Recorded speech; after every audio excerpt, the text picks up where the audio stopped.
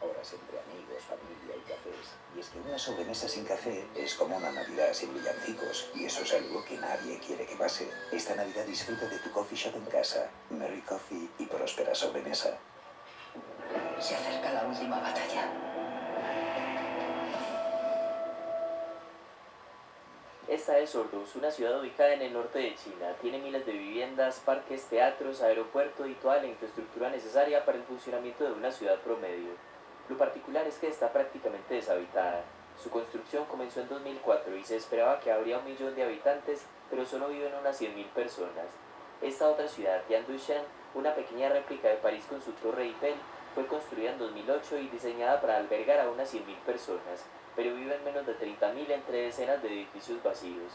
Así como estas dos, hay otras ciudades en diferentes lugares de China con menor población de la que se esperaba cuando fueron construidas.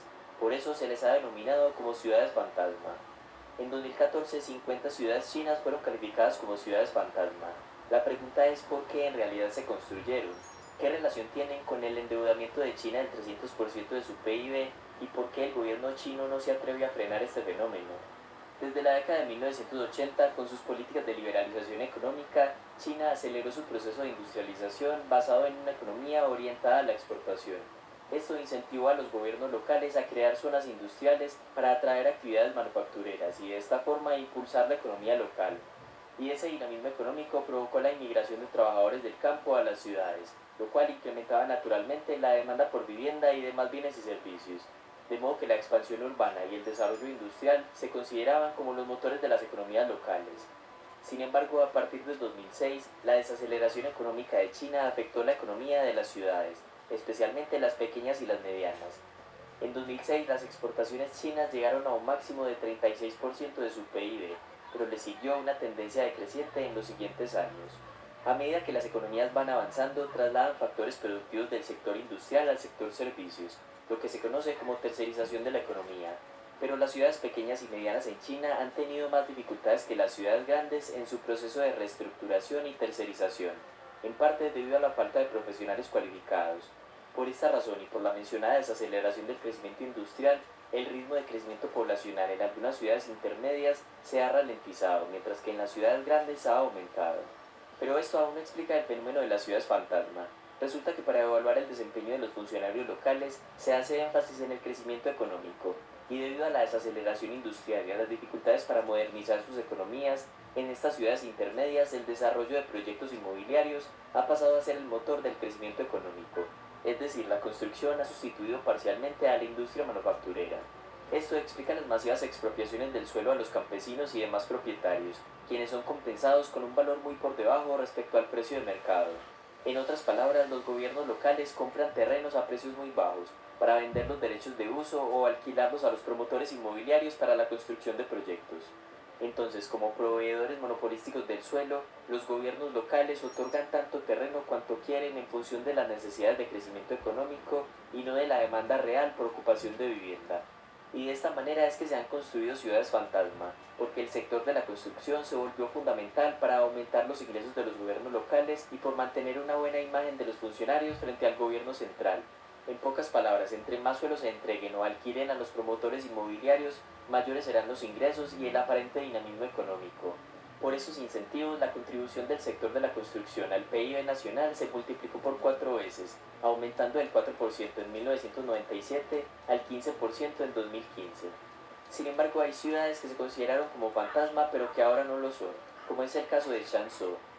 Esta ciudad vivió un periodo de crecimiento basado en su rápida industrialización, pero en la década de 1990 un gran número de empresas locales sufrieron la competencia de empresas extranjeras. Para la década del 2000 ya estaba rezagada frente a otras ciudades de la provincia. Como consecuencia, el sector inmobiliario creció fuertemente. Entre 2008 y 2012, la superficie del suelo alquilada y asignada para uso residencial se triplicó, pero el crecimiento de la población fue en promedio solo de 1.6% en el mismo periodo, lo que provocó el fenómeno de ciudad fantasma debido a la alta tasa de desocupación. Frente a esta situación tan popular en los medios internacionales, algunos políticos y académicos expresaron sus preocupaciones porque no era la única ciudad con el mismo problema. Por esto, el gobierno central respondió en 2013 emitiendo prohibiciones contra la construcción de nuevos proyectos y nuevas ciudades sin la previa aprobación. Efectivamente, en 2014 el stock de viviendas comenzó a disminuir, pero Changsó sufrió las consecuencias. Los ingresos provenientes de la cesión de suelos cayó abruptamente ese mismo año. Por lo tanto, limitado por esta vía de ingresos, el gobierno local se vio obligado a recurrir a mayor endeudamiento. Aunque no hay cifras oficiales de la deuda para esta ciudad, según el Centro Francés de Investigación sobre China Contemporánea, se estima que para el 2012, su mejor año en cuanto a ingresos en el sector inmobiliario, la deuda de Changsó representaba el 90% de su PIB, de lo cual se puede deducir que el endeudamiento siguió aumentando porque al año siguiente se aplicaron las restricciones al sector de la construcción. Este auge de la construcción y la fiebre por el endeudamiento tuvo principalmente su origen durante la crisis mundial de 2008, cuando el mercado inmobiliario y en general la economía sufrió una fuerte desaceleración. Así que ese mismo año el Banco Central de China bajó la tasa de interés y el gobierno anunció condiciones más flexibles para los créditos de vivienda.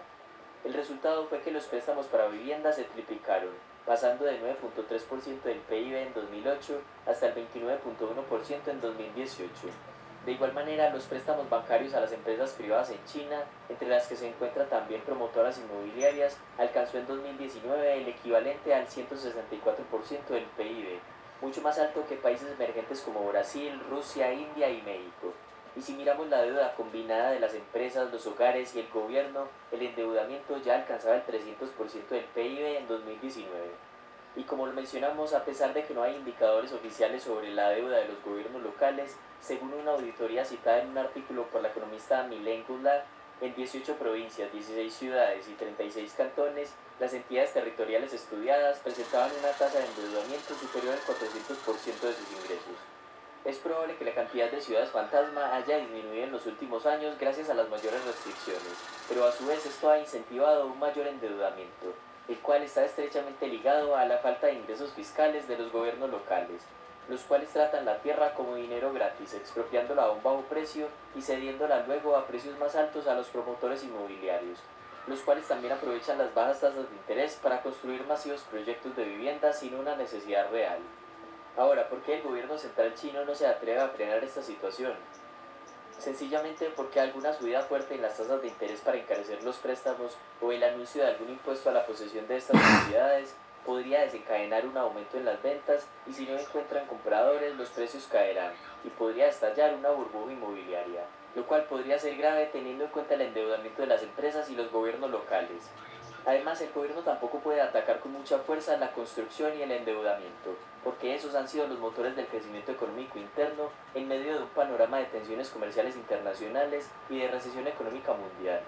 Y por si fuera poco, una crisis inmobiliaria frenaría las proyecciones de ser un protagonista en la geopolítica global. De ahí que sea poco probable que estos problemas se resuelvan en el corto plazo. Les recomiendo este video anterior del canal que habla sobre el problema del envejecimiento poblacional en China. ¿Hasta cuándo podrá China vivir de la deuda? Hasta acá este video, gracias por llegar al final y recuerda que puedes dejar tu opinión en los comentarios.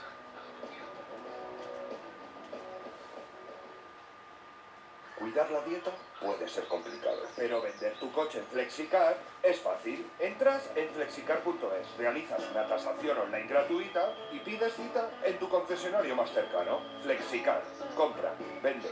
Es fácil.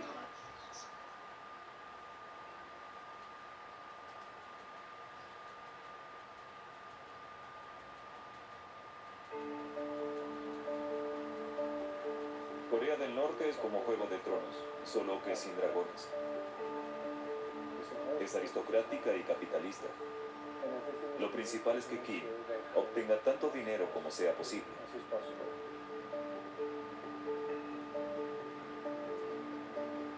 En el capitalismo se dice que el dinero es la sangre que corre por las venas. En Corea del Norte no es diferente.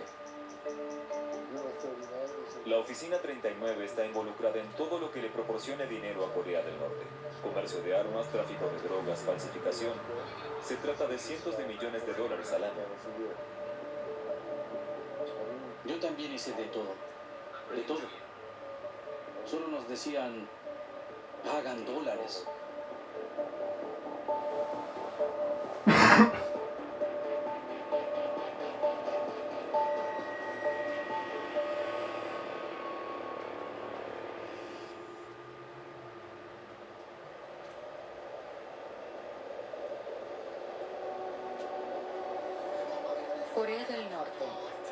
conocido como el país desconocido.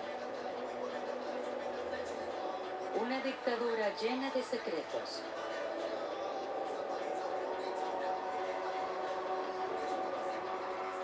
Los periódicos informan con palabras halagadoras sobre las hazañas heroicas del amado líder. El tiempo aquí parece haberse detenido.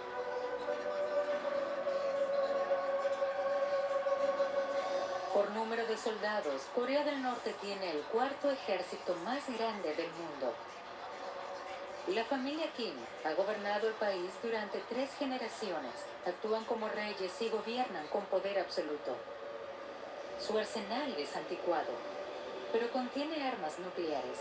Por ello, Corea del Norte está siendo objeto de severas sanciones. ¿Cómo se las arregla el régimen para sobrevivir a pesar de ello? ¿Y de dónde sacan los Kim el dinero para el arma más poderosa de todos los tiempos? La bomba atómica.